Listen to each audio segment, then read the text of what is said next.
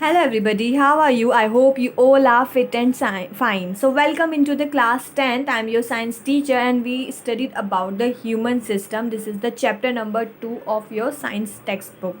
Okay? सो आपका जो first introduction part दिया हुआ है इस चैप्टर में यहाँ से लेके यहाँ तक का, ये मैं आपको पढ़ाऊँगी नहीं क्योंकि इससे कोई क्वेश्चन नहीं बनेगा, लेकिन इसमें आपको क्या चीज़ें दी हुई है मैं आपको ओरली बता देती हूँ। ठीक है, इसमें आपको क्या दिया हुआ है, आपको बताया है कि हमारी बॉडी की सबसे सबसे स्मॉलेस्ट यूनिट होती है सेल। क्या होती है? सेल। ये हमारी बॉडी की क्या होती है? आप चाहे तो इसे राइट डाउन कर लो। Structural and functional unit. क्या होती है हमारी बॉडी की? Structural and functional unit. तो हमारी बॉडी की स्मॉलेस्ट यूनिट होती है हमारी सेल। ठीक है, उसके बाद क्या होता है? सेल, वो सेल्स सेम ओरिजिन, कौन सी? सेम ओरिजिन और सेम वर्क वाली सेल, जिनका फंक्शन क्या होता है? सेम। वो सेल्स जिनका फंक्शन सेम होता है और जिनका ओरिजिन सेम होता है, यानी जो एक ही जगह से फॉर्म्ड होती है और जिनके फंक्शन सेम होते हैं, वो सेल्स मिलकर क्या करती है? टिश्यू बना लेती हैं। वो सारी सेल्स जो जिनका ओरिजिन और फंक्शन सेम होता है, वो सेल्स मिलकर टिश्यू बना लेती हैं। ठीक है, और टिश्यूज़ जो होते हैं ना, वो मिलकर क्या बनाते हैं? आपके ऑर्गन। क्या बनाते हैं? ऑर्गन। ऑर्गन क्या क्या होते हैं? लाइक आपका ऑर्गन है किडनी, एक आपकी ऑर्गन है। माउथ आपका एक ऑर्गन है। इंटेस्टाइन आपकी ऑर्गन है वैसे। और ये ऑर्गन मिलकर आपके बनाते हैं सिस्टम। क्या बनाते हैं? आपका सिस्टम। ठीक है, आपकी सबसे बेसिक यूनिट तो होती है सेल। सेल, वो सेल्स जिनका ओरिजिन सेम होता है और फंक्शन सेम होता है, वो मिलकर बना लेती है आपकी टिश्यू। टिश्यू आपस में मिलकर बना लेते हैं ऑर्गन, और ऑर्गन आपस में मिलकर बनाते हैं सिस्टम।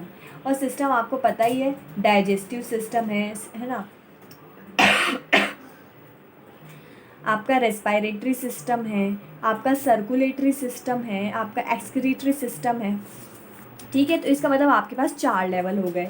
जहाँ पर आपकी सेल्स प्रेजेंट होती हैं वो तो होता है आपका सेल्यूलर लेवल। ठीक है, जहाँ पर आपकी सेल प्रेजेंट होती हैं वो आपका कौन सा लेवल हो जाता है बेटा? Cellular level. और जहाँ पर आपके टिश्यू प्रेजेंट होते हैं वो होता है आपका टिश्यू लेवल। कौन सा लेवल होता है आपका? Tissue level. उसके बाद टिश्यू लेवल के बाद आपका आता है ये ऑर्गन लेवल। कौन सा? Organ level. और ये वाला होता है आपका ऑर्गन सिस्टम लेवल। कौन सा? Organ system level. तो 4 लेवल है, cellular level, tissue level, organ level और एक है आपका ऑर्गन सिस्टम लेवल। ठीक है, तो आपको टोटल मिला के यही सब दिया है आपका कि आपकी सेल जो होती है वो स्ट्रक्चरल बेसिक फंक्शनल यूनिट होती हैं। सेल मिलकर टिश्यू बनाती है, टिश्यू मिलकर ऑर्गन बनाते हैं, ऑर्गन मिलकर सिस्टम बनाता है। तो 4 लेवल हो गए, cellular level, tissue level, organ system level. आप इसे याद कर लोगे ना, वही आपके लिए काफ़ी एनफ है, ये आपका जो सर्किल है। ठीक है, अब हम पढ़ते हैं, हमारे वैसे हम बहुत सारे सिस्टम्स पढ़ेंगे। सबसे पहले हम डाइजेस्टिव सिस्टम के बारे में पढ़ेंगे कि भाई डाइजेस्टिव सिस्टम क्या होता है। वैसे आपने अपने बचपन में डाइजेस्टिव सिस्टम के बारे में सबने पढ़ा होगा। ठीक है, body cells need food for energy. हमारी सेल्स जो होती है ना हमारी बॉडी की, उसे एनर्जी के लिए फूड की नीड होती है। ठीक है, ग्रोथ के लिए, ठीक है, एनर्जी के लिए और रिपेयर के लिए फूड की नीड होती है। However the food that we eat, जब हम जो खाना खाते हैं, इस in quite different state from the one then can used by the cell in the body। हम जो खाना खाते हैं उसको डिफरेंट फॉर्म में हमारी बॉडी की सेल्स जो होती है ना वो यूज़ लेती है। हम खाना तो खा लेते हैं लेकिन खाना तो कॉम्प्लेक्स फॉर्म में प्रेजेंट होता है और हमारी बॉडी की सेल्स को सिंपल फॉर्म वाला फूड की नीड होती है। So food must be broken down, इसलिए फूड को तोड़ना पड़ता है इनटू अ फॉर्म, एक फॉर्म में दैट सेल्स कैन यूज़, ऐसे फॉर्म में जिसे सेल यूज़ कर सके। ठीक है, the process of breaking down of the complex substance. ठीक है, ऐसी प्रोसेस जिसमें कॉम्प्लेक्स सब्सटेंस को ब्रेक किया जाता है into the simpler substance, simple substance is known as digestion process. इस लाइन को अंडरलाइन कर लो, the process of breaking down वाली डाइजेशन तक। ठीक है, इन सिंपल टर्म में हम बोल सकते हैं कि डाइजेशन का मतलब होता है कि सॉलिड फूड जो होता है उसका डिज़ोल्व हो जाना। ठीक है, डिज़ोल्व हो जाना, घुल जाना। ठीक है, the process make the food soluble.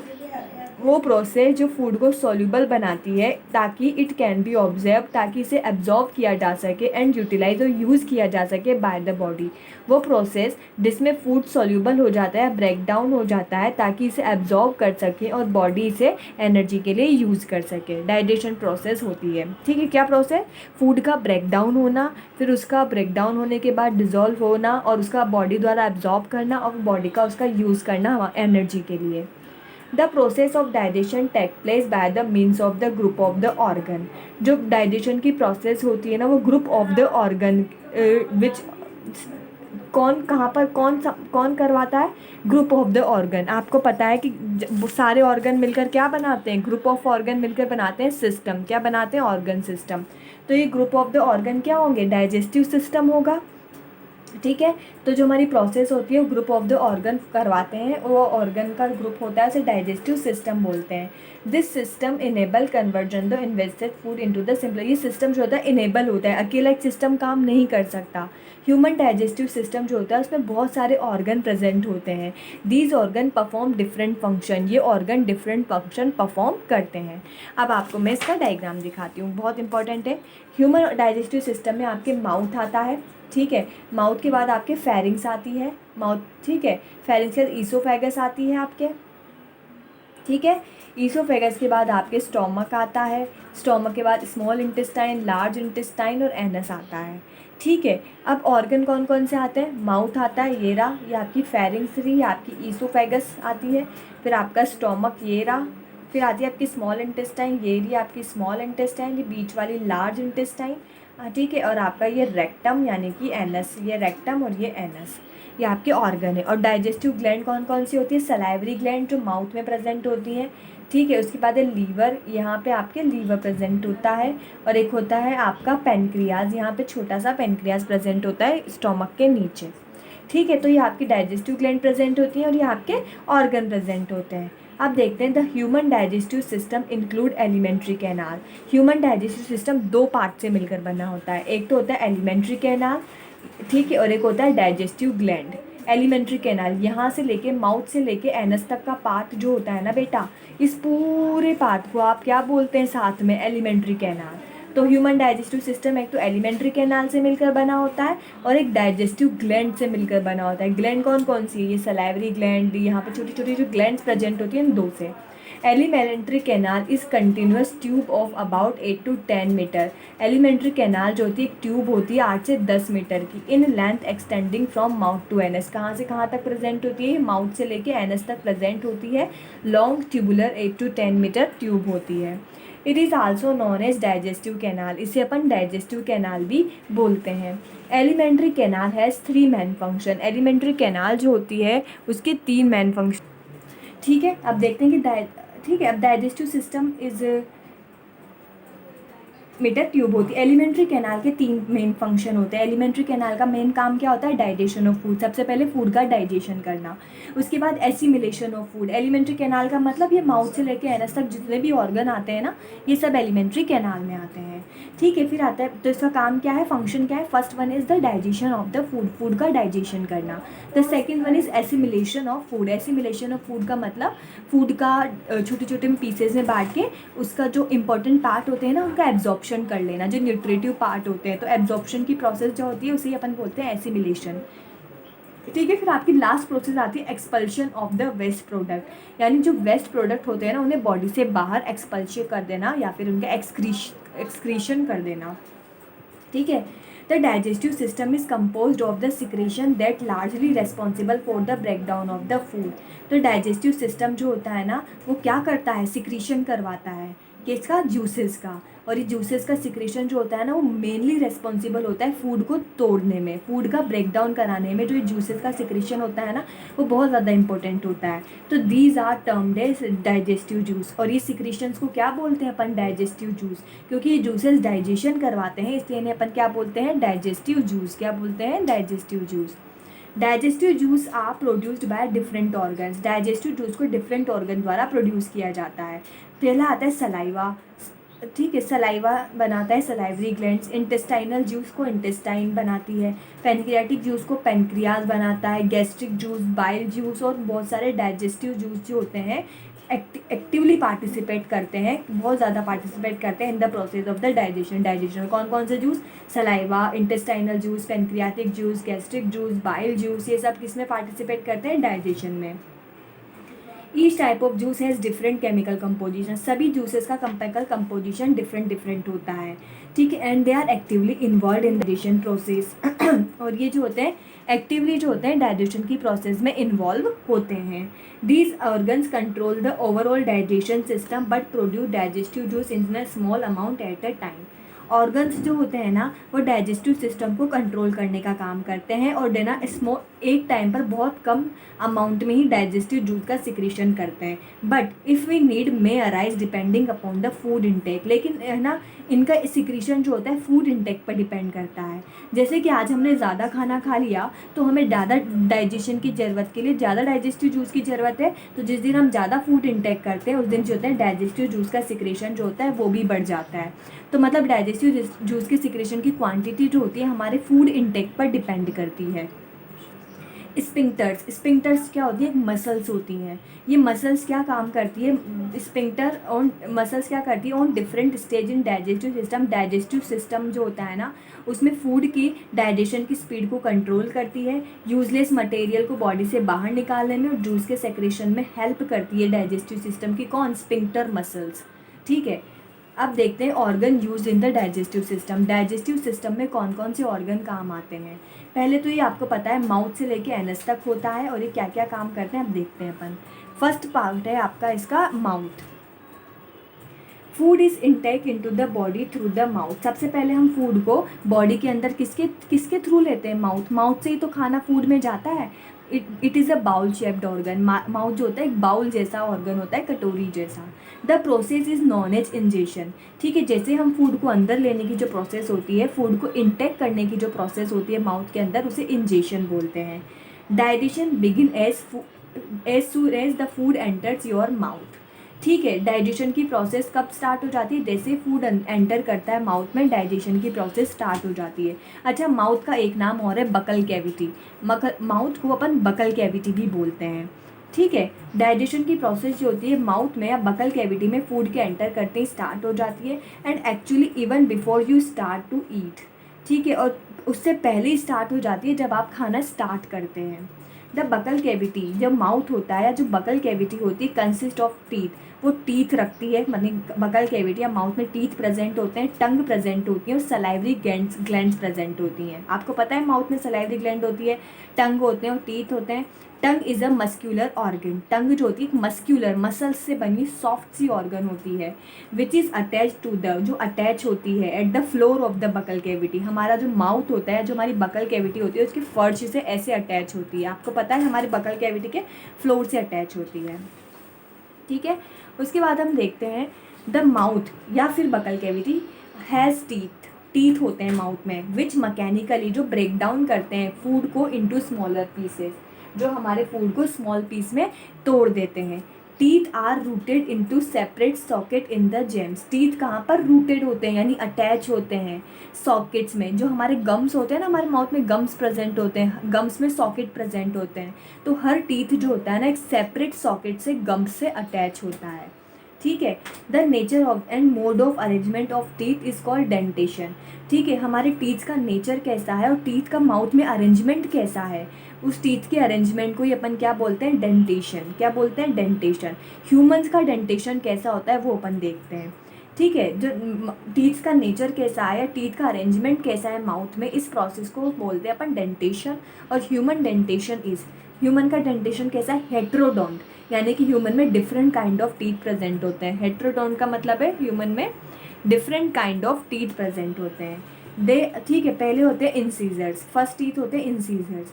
Incisors क्या होते हैं, कटिंग का काम करते हैं, हमारे सामने के जो टीथ होते हैं इंसीजर। फिर आते हैं कैनाइंस, कैनाइंस जो होते हैं टीयरिंग यानी चीरने फाड़ने का काम करते हैं। फिर आते हैं premolars and molars. Premolars और मॉलर्स जो होते हैं मेस्टिकेशन का काम करते हैं। मेस्टिकेशन इनका फंक्शन होता है यानी चबाना इनका फंक्शन होता है। Premolars and molars are collectively called chick teeth which have cusps. Pre molar जो मोलर टीथ होते हैं ना इन्हें अपन चिक टीथ बोलते हैं। मोलर और प्री मोलर कौन से टीथ होते हैं, हमारी जो दाढ़ें होती हैं उन्हें बोलते हैं। ये हमारे माउथ के अंदर की साइड जो 4 दांत प्रेजेंट होते हैं ये वाले, इन्हें अपन प्री मोलर और मोलर टीथ बोलते हैं क्योंकि हमारे चिक्स पर प्रेजेंट होते हैं, चिक्स की साइड प्रेजेंट होते हैं, इसलिए उन्हें चिक टीथ भी बोलते हैं। दे हैव कस्प, इन पर कस्प प्रेजेंट होते हैं। कस्प का मतलब उभार प्रेजेंट होते हैं इन पर। यानी कि ह्यूमन टीथ कैसे होते हैं, हिट्रोडोन। हिट्रोडोन का मतलब डिफरेंट टाइप ऑफ के टीथ प्रेजेंट होते हैं, यानी कि incisor, canine, premolar, molar present होते हैं। Thecodont, thecodont are the teeth embedded in the socket of the jaw. Human के टीथ जो होते हैं थीकोडोंट भी होते हैं। थीकोडोंट का मतलब होता है कि जो टीथ होते हैं ना ह्यूमन के, एम्बेडेड यानी कि जमे हुए होते हैं, अटैच होते हैं। हमारी जो जो बोन होती है ना, हमारे अंदर जो बोन यानी हमारा जबड़ा जो होता है, जो बोन जो होती है उसके सॉकेट में अटैच होते हैं। ह्यूमन के टीथ जो होते हैं वो जो बोन के सॉकेट में अटैच होते हैं, एम्बेडेड होते हैं। यानी कि कैसे टीथ भी होते हैं, थीकोडोंट टीथ भी होते हैं, ठीक है, अटैच होते हैं सॉकेट में। फिर होते हैं डाइफायोडोन, ठीक है, यानी the teeth form twice in life time. वो टीथ जो लाइफ टाइम में 2 बार आते हैं उन्हें बोलते हैं डाइफायोडोन टीथ। किस में मिलते हैं, मैमल्स। मैमल्स का मतलब ह्यूमन में। फर्स्ट टीथ होते हैं they are milky teeth, milky teeth and the permanent teeth और permanent teeth. Milky teeth are erupted at the 6-7 month of the birth. Milky teeth कब आते हैं, सबसे पहले इरेप्ट होते हैं जब बेबी 6 to 7 मंथ का होता है। दे आर मैक्सिमम 20 नंबर, ये मैक्सिमम 20 होते हैं नंबर में, ठीक है। और they are replaced by the permanent teeth. Milky teeth को कौन रिप्लेस कर देता है, परमानेंट टीथ। कब, जब हम 6-7 की एज में होते हैं तब हमारे मिल्की टीथ टूट जाते हैं और हमारे परमानेंट टीथ आ जाते हैं। परमानेंट टीथ का नंबर होता है 32। जो मिल्की टीथ होते हैं उनका नंबर मैक्सिमम 20 होता है और परमानेंट टीथ का नंबर होता है 32। द लास्ट 4 मोलर टीथ, हमारे जो लास्ट के जो 4 टीथ होते हैं ना, हमारे लास्ट, हमारे माउथ के लास्ट में प्रेजेंट होते हैं, जिन्हें अपन मोलर टीथ, जिन्हें अपन विजडम टीथ भी बोलते हैं। आपने सबने नाम सुना होगा अक्कल डार्ट जिसे बोलते हैं, यानी विजडम टीथ अपीयर। ये कब आती है wisdom teeth, last 4 molar teeth हमारे आते हैं जब हम 18 के हो जाते हैं, एट द एज ऑफ 18 पर हमें मोलर टीथ यानी कि विजडम टीथ आते हैं, ठीक है। Let us understand the position and the function of the each type of the teeth. अब हम समझते हैं कि पोजीशन और फंक्शन क्या होता है टीथ्स का, ठीक है। पहले टीथ होते हैं हमारे incisors teeth. These teeths are present at the front of the front portion, the mouth का जो फ्रंट होता है यहाँ पे, ये जो 2 टीथ होते हैं, ये जो टीथ होते हैं हमारे 4, इनको बोलते हैं अपन इंसीजर। ये 4 टीथ जो होते हैं हमारे, इनको अपन बोलते हैं इंसीजर टीथ। ये हमारे एकदम फ्रंट पार्ट पे प्रेजेंट होते हैं। These are function in each jaw, these are 4। ये जो होते हैं हर जो में इसके 4 इनका नंबर होता है, यानी हमारी अपर जो पर भी 4 होते हैं, ये हमारी लोअर जो पर भी 4 होते हैं, यानी टोटल 8 होते हैं। They are use for biting and cutting food. ये काटने के लिए, किसी चीज़ को काटने के लिए, किसी फूड को कट करने के लिए काम में लेते हैं। जैसे आपको बिस्किट खाना हो या भुट्टा खाना हो, कुछ भी खाना हो, तो आप आगे के 4 टीथ्स जो होते हैं इन्हीं को कटिंग में काम लेते हैं, तो ये कटिंग में और बाइटिंग में काम आते हैं।